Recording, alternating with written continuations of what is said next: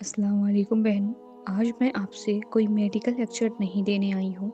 आज मैं एक कहानी सुनाने आई हूँ। एक ऐसी कहानी जो शायद मेरी नहीं लेकिन आप में से बहुत सी औरतों की है।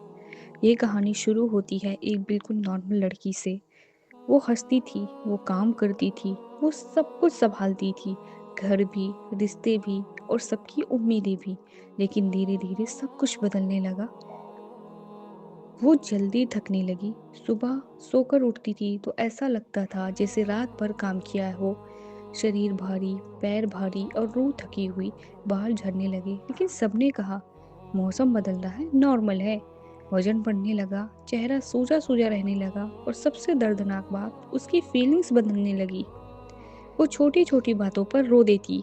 उसे लगता था कि शायद वो वैसे नहीं रही है जैसे वो पहले थी। आईने में देखकर खुद से पूछती, मैं ऐसी क्यों हो रही हूँ? लेकिन दुनिया ने क्या कहा पता है? दुनिया ने कहा, तुम आलसी हो गई हो, तुम अपना ध्यान नहीं रखती हो, तुम ओवर रिएक्ट कर रही हो। और वो लड़की खामोशी से सब कुछ सुनती रही, अंदर ही अंदर खुद को कसूरवार मानती रही। यहीं से शुरू होती है थायराइड की असली छुपी हुई कहानी। क्या आप जानती हैं थायराइड क्या है? हमारे गले के बिल्कुल बीच में एक छोटी सी तितली के आकार की ग्लैंड होती है, इतनी छोटी कि हमें महसूस नहीं होती। ये नन्ही सी तितली हमारे पूरे वजूद की रफ्तार तय करती है। हमारा वजन, हमारी एनर्जी, हमारी नींद, हमारा मूड, यहाँ तक कि हमारे दिल की एक एक धड़कन इसी के साथ में है। और जब एक छोटी सी ग्लैंड थक जाती है ना, तो पूरा वजूद बिखरने लगता है। ये मेरे साथ ही क्यों हुआ? ये सवाल उसे खाया जा रहा था। डॉक्टर ने कहा आपको हाइपोथायराइडिज्म है। रिपोर्ट में टीएसएच का लेवल बढ़ा हुआ है, लेकिन रिपोर्ट ये नहीं बता रही थी कि उसका दिल कितना टूटा हुआ है। ये बीमारी अचानक नहीं आई थी, ये बरसों के दबे हुए स्ट्रेस, अनकहे आंसुओं और खुद के नज़रअंदाज करने का नतीजा था। वो लड़की सोचने लगी, कहाँ गलती हुई? उसे एहसास हुआ, पहली वजह थी लगातार स्ट्रेस। वो सबके लिए स्ट्रांग बनी रही, लेकिन खुद का बोझ नहीं उठा पाई। थायराइड सबसे पहले स्ट्रेस को ही बिगाड़ता है। जब वो ज़हन परेशान होता है, तो जिस्म के हार्मोन को बगावत कर देता है। दूसरी वजह थी हार्मोनल इम्बैलेंस। एक औरत का शरीर कुदरत का शाकाहार है। पीरियड्स, प्रेगनेंसी, डिलीवरी, इन सब बदलावों के बीच उसने कभी रुककर अपनी सेहत का सोचा ही नहीं। तीसरा सबसे दर्दनाक वजह थी एटोमेटिक हमला, जहां आपका अपना ही शरीर अपनी ही ग्रैंड को दुश्मनी समझकर उस पर हमला करने लगता है। यानी आपने कुछ गलत नहीं किया, फिर भी आप बीमार हो गई। चौथी वजह पोषण की कमी। वो सबको बेहतरीन खिलाती, लेकिन खुद अक्सर चाय और बिस्किट पर गुजारा करती। आयोडीन, सेलेनियम, विटामिन डी की कमी उसके थायराइड को सुस्त कर दिया। और पांचवी वजह बिखरा हुआ रूटीन, देर रात तक जगना, मोबाइल का बेतहाशा इस्तेमाल और खुद के लिए वक्त ना देना, टाइम से नहीं सोना और न ही टाइम से उठना, नींद कंप्लीट नहीं होना, जिसकी वजह से स्ट्रेस ज़्यादा बढ़ना और थकावट ज़्यादा आना।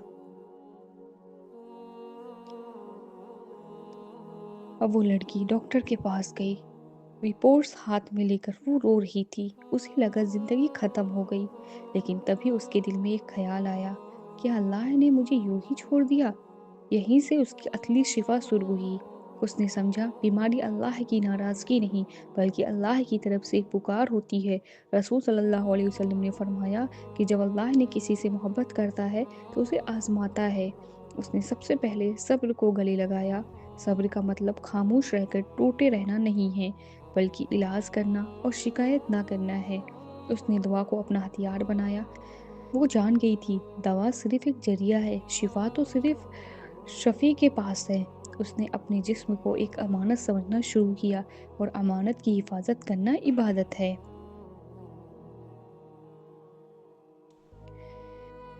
उसने अपनी ज़िंदगी को सुन्नत और सादगी के ढांचे में डालना शुरू किया।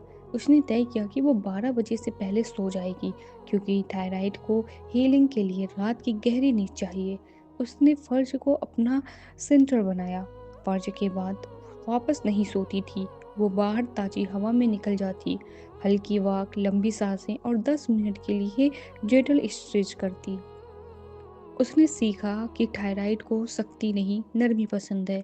اس نے اپنے کھانے میں بسم اللہ کی برکت جوڑی، پوسٹس فوڈ جوڑا اور گھر کا سادہ کھانا اپنایا۔ اس نے دوپہر میں کیلولا کرنا ضروری سمجھا، جو سنت بھی ہے اور صحت مند بھی۔ رات کا کھانا اس نے مغرب کے آس پاس ہی کھا لیا، موبائل کو سونے سے 2 گھنٹے پہلے دور کر دیا۔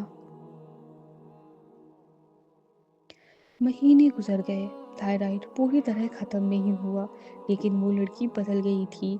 اب اس کا وزن کنٹرول میں تھا، بال پھر سے مسکرانے لگے، اور سب سے بڑی بات، اس کا دل سکون میں تھا۔ اگر آپ بھی اپنی رپورٹ ہاتھ میں لے کر ڈری ہوئی ہیں تو میری بات یاد رکھیے، آپ بیمار ہیں، بے بس نہیں، آپ کمزور نہیں ہیں، آپ بس تھکی ہوئی ہیں۔ تھائرائیڈ آپ کو روکنے نہیں آیا ہے، یہ آپ کو جگانے آیا ہے، یہ آپ کو بتانے آیا ہے کہ آپ خود کو سنو اور خود کا خیال رکھو۔ دوا لیجئے، دعا کیجئے اور اپنے روٹین کی رضا کے مطابق ڈھال لیجئے۔ یاد رکھیے، اللہ دیر کرتا ہے، اندھیر نہیں۔ شفا آ رہی ہے، بس آپ پہلا قدم اٹھائیے۔ اللہ آپ کو سب کو شامل شفا عطا فرمائے۔ آمین ثم آمین۔